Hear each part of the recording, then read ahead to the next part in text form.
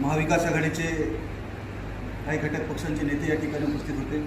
त्यांना आपण या स्वागत समितीच्या कमिटीमध्ये आपण त्यांना घेतलं आहे. मलाही म्हणजे जेव्हापासून कम्युनिस्ट पक्षामध्ये आलो, ह्या चळवळीमध्ये आलो, त्यानंतर अनेक राज्य अधिवेशनं, अनेक संघटनेची आपण पाहिलं. म्हणजे शिटूमध्ये खास करून मी काम करतो, तर शिटूची अधिवेशनं आपण राज्याची पाहिली, परंतु ते इतर जिल्ह्यांमध्ये पक्षाचे अधिवेशन पाहिलेलं आहे.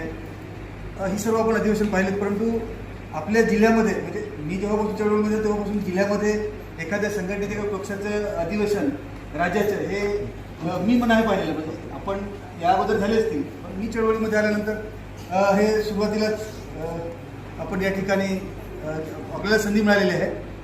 आणि ज्या ठिकाणी आपण घेणार आहोत तो पांचाळ हॉल जो मसोलीमध्ये आहे, त्या ठिकाणी आपण हे अधिवेशन घेणार आहोत.